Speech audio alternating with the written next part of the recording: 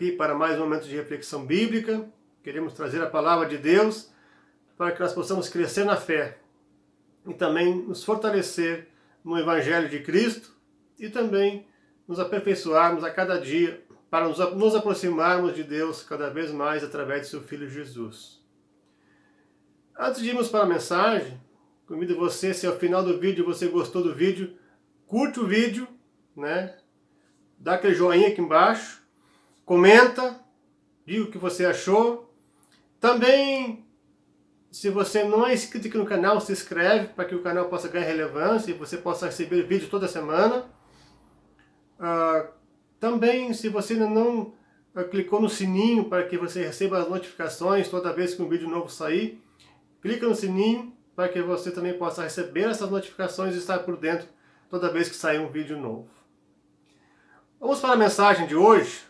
O texto escolhido está na primeira carta de João, capítulo 4, versículo 18 e 19.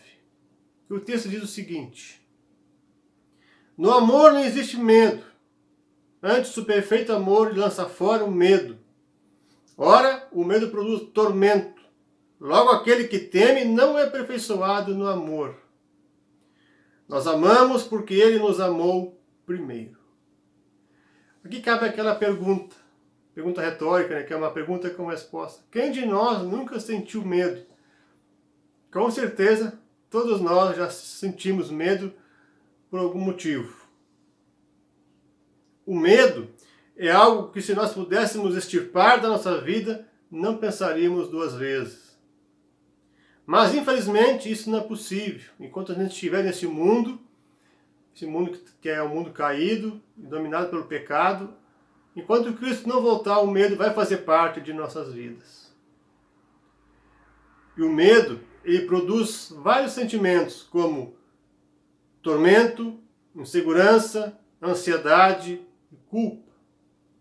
Mas afinal, o que é medo? O que significa a palavra medo também? A palavra medo provém do termo latim metus. Trata-se de uma perturbação angustiosa perante um risco ou uma ameaça real ou imaginária. O conceito também se refere ao receio ou à apreensão que alguém tem de que venha acontecer algo contrário àquilo que se pretende. O medo é uma emoção que se caracteriza por um intenso sentimento habitualmente desagradável, provocado pela decepção de um perigo, seja ele presente ou futuro, real ou suposto. O medo é uma das emoções primárias que resultam da aversão natural à ameaça, presente tanto nos animais como nos seres humanos. Segundo essa definição, o medo tem duas funções em nossa vida. A primeira função delas é que ele serve para nos proteger de um perigo iminente que nos cerca, como, por exemplo, a aproximação de um penhasco onde podemos cair e até perder a vida. A gente tem medo, né? Então a gente não chega perto para não correr risco de vida. Ou quando a gente vai atravessar uma rua, a gente sempre olha para os dois lados para ver se não vem nenhum carro. E assim não ser atropelado também, ou perder a vida, ou sofrer alguma fratura. Em segundo lugar, temos medo do futuro. Basicamente, esse tipo de medo serve para, na maioria das vezes, nos atrapalhar ou nos impedir de fazermos algo. Pois receamos que o que pretendemos fazer vai dar errado, ou o que estamos fazendo não é certo. O medo a que se refere a primeira carta de João é o segundo, é o medo do futuro. Especialmente o medo com relação ao dia do juízo final. O que vai acontecer conosco no dia que Cristo voltar pela segunda vez? Vamos ser salvos? Não? Por que a gente tem esse medo? Por que vivemos angustiados muitas vezes e não temos a certeza da salvação? É isso que nós vamos falar aqui hoje, é isso que fala a carta de João. E isso é facilmente explicado pela presença de falsos profetas, o medo. Na época de João, havia falsos profetas, esses falsos profetas eram conhecidos como gnósticos, que pregavam que a salvação ela vinha por conhecimento e não pela fé. O conhecimento de doutrinas ocultas que só alguns escolhidos podiam ter acesso. Ao contrário de Cristo, que prega a salvação pela fé e pela graça de Deus. E João escreve essa carta aos cristãos daquela época para esclarecer os cristãos da fé verdadeira e para que eles não caiam na conversa dos falsos mestres. Assim como no quarto evangelho, no evangelho de João, que também foi escrito pelo mesmo João que escreveu esta carta, o apóstolo João tem o propósito de relatar e esclarecer quem é Jesus. Segundo algumas linhas gnósticas, Cristo não veio em carne e nunca assumiu um corpo físico, nem foi sujeito a fraqueza e emoções humanas, embora parecesse ser um ser humano. O apóstolo João trata desse assunto no seu evangelho e enfatiza que o verbo se fez carne. Enquanto o gnosticismo dizia que Jesus era o Espírito, João dizia não, ele se encarnou e se tornou um ser humano. Por isso o verbo se fez carne, Jesus se fez carne. João 1,14. E em sua primeira epístola, João também vai dizer que todo espírito que não confessa que Jesus Cristo veio em carne não é de Deus. 1 João 4, versículo 3. Os escritos joaninos são do final do primeiro século, quando nasceu o gnosticismo cristão. Esta carta é uma confissão de fé escrita para clarear a mente dos cristãos de quem realmente é Cristo, para que a nossa alegria seja completa. João 1,4.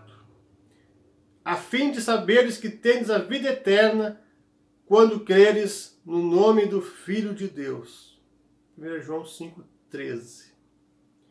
Os falsos profetas tinham trazido doutrinas diferentes e deturpado a imagem de Cristo, principalmente com relação à sua divindade. Era uma das falsas doutrinas que eles pregavam.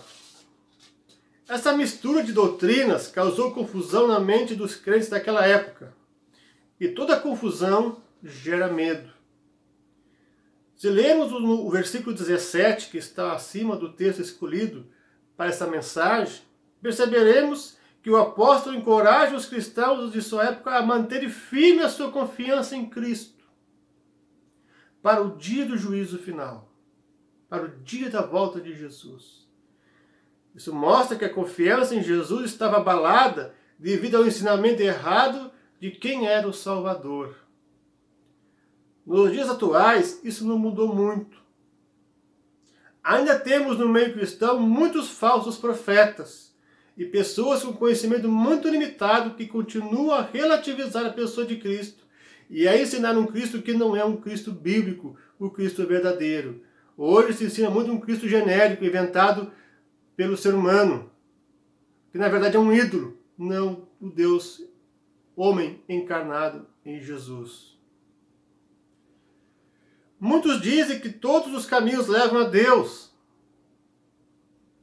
que o Jesus Cristo revelado da Bíblia é o mesmo do Espiritismo, coisa que não é verdade. Que o Deus dos cristãos é o mesmo dos muçulmanos, que é o mesmo que Alá, também não é verdade. Tem gente que pensa que Deus é igual ao ser humano, que seu poder é limitado, que Deus não pode prever o futuro, e assim por diante. Há tanta coisa errada que hoje se ensina, porque não se tem conhecimento claro das Escrituras Sagradas. E isso vai gerar medo, principalmente para o dia do juízo final. Hoje, muitos tentam conseguir a salvação por meio de obras, e não pela fé. E a Bíblia é bem clara que a salvação vem pela fé, mediante a graça de Deus, não de obras humanas, conforme a gente vai ler em Efésios 2,8, Romanos 3,28. A má compreensão dos atributos de Deus com certeza tem levado pessoas a sofrerem diariamente pelo medo do juízo final, pela segurança da família, pelo trabalho, pela saúde, pela salvação de suas vidas e tantas outras coisas. Mas voltando para o texto que nós lemos, aqui a gente vai encontrar o remédio contra o medo que nos atinge. E ele é bem claro, é o amor. João nos diz que no amor não existe medo. Antes, o perfeito amor lança fora todo medo. Mas de onde vem o perfeito amor? O perfeito amor vem de Deus, que é amor, como o próprio apóstolo João diz. Deus é perfeito, suas decisões e seus planos não podem falhar. E o melhor de tudo, Deus é bom, Deus é amor, como relata o apóstolo João em 1 João 4,8. Já o apóstolo Paulo vai escrever em sua carta aos Romanos, capítulo 13, versículo 10, que o amor não pratica o mal contra o próximo, de sorte que o cumprimento da lei é o amor. Sendo assim, Deus não pode ser mau, pois ele odeia o mal e o pecado. E nós muitas vezes pensamos que Deus pode fazer alguma coisa de mal contra nós. Isso é um absurdo. Talvez isso nós pensamos porque não conhecemos a Sagrada Escritura direito.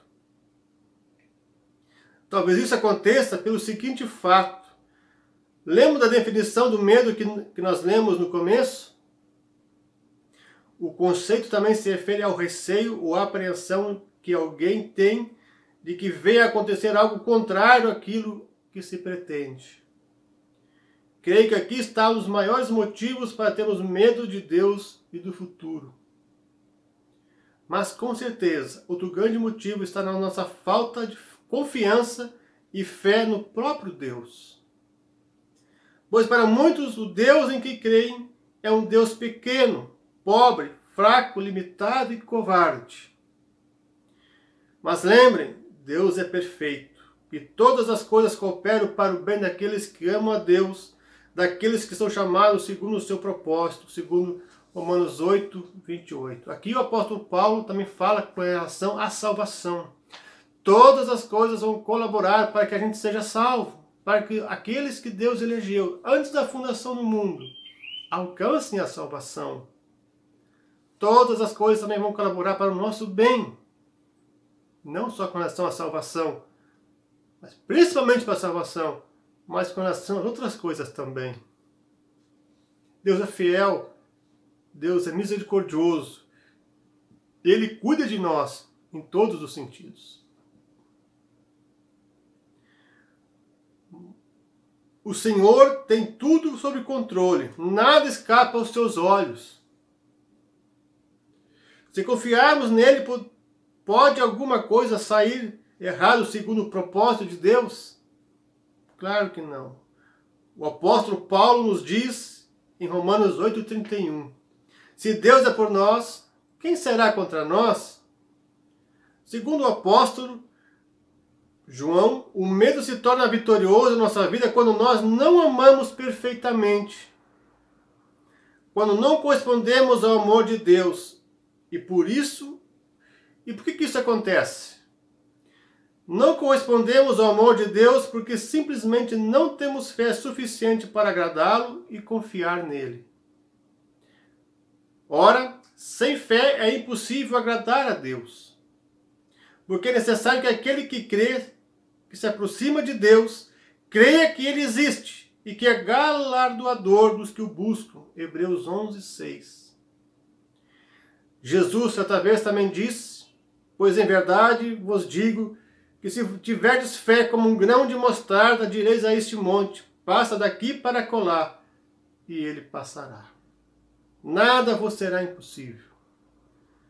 Ouvindo essa frase de Jesus, podemos chegar à seguinte conclusão, que a nossa fé não chega a meio grão de mostarda. E você sabe que o grão de mostarda é menor das sementes.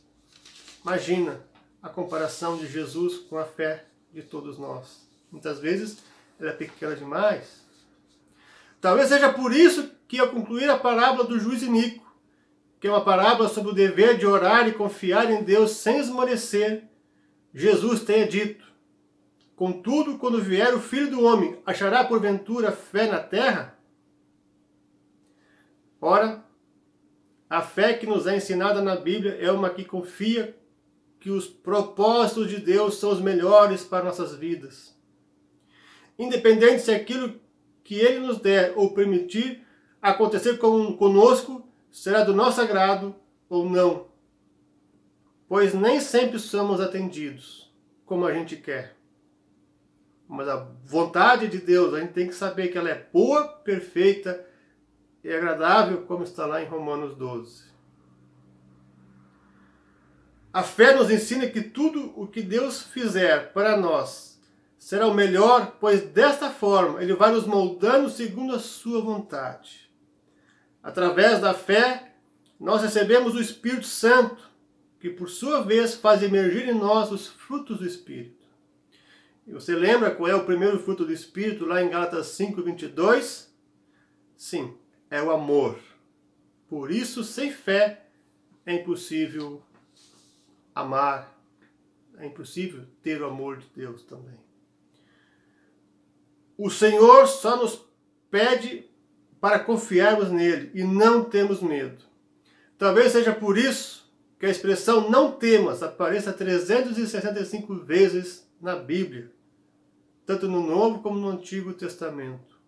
Se dermos por conta, é um não temas por cada dia do ano. Porque o apóstolo Paulo já dizia: estou plenamente certo de que aquele que começou a boa obra em nós há de completá-la até o dia de Cristo Jesus.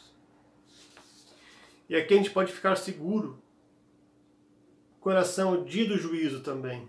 Não ter medo. Aquele que crê será salvo, diz Romanos 10. Aquele que confia de todo o coração, com toda a alma, com toda a força, com todo o entendimento em Jesus, esse será salvo e ninguém vai arrancar da minha mão, diz o próprio Jesus. Tenha fé, confie no Salvador. Ele é poderoso para nos salvar. E aquilo que é impossível para os homens é possível para Deus. E com relação às outras coisas, confie nos propósitos divinos. Mesmo como a gente está passando por essa pandemia agora, que a gente muitas vezes não vê solução para essa situação que estamos passando. Mesmo assim, Deus está no controle do mundo. Está no controle da minha vida e da tua vida. Deus assim nos abençoe, nos encoraje e que possamos estar sempre confiantes de que Deus nos ama acima de tudo. Por isso Ele deu o seu Filho, que foi o maior gesto de amor por nós. E que esse amor é derramado nos nossos corações para que novamente nós possamos amar a Deus em resposta a esse amor divino que vem do alto. Que Deus assim nos abençoe. Antes de encerrar esse vídeo, eu quero deixar o convite para que a partir da semana que vem eu vou começar uma série sobre o livro de Tito. O livro de Tito é praticamente no final do Novo Testamento, depois de Timóteo, depois de 1º e 2º Timóteo, é uma das cartas pastorais que Paulo escreve. E nós vamos estudar ele. São apenas 3 capítulos, e se você já quer ir lendo esse texto, esse livro, vá já lendo, que a partir de semana que vem nós vamos estar fazendo uma série e vamos estudar todo o livro do começo ao fim. Deus tem muito a nos ensinar ali e nós queremos aprender com a palavra dele. Coloque isso em oração para que Deus nos ensine, para que outras pessoas possam também aprender sobre a palavra de Deus, tanto desse vídeo como também da série sobre Tito, que vamos aprender a partir de semana que vem. Que Deus abençoe, que Deus os guarde e os proteja. Fiquem na paz do nosso Senhor Jesus.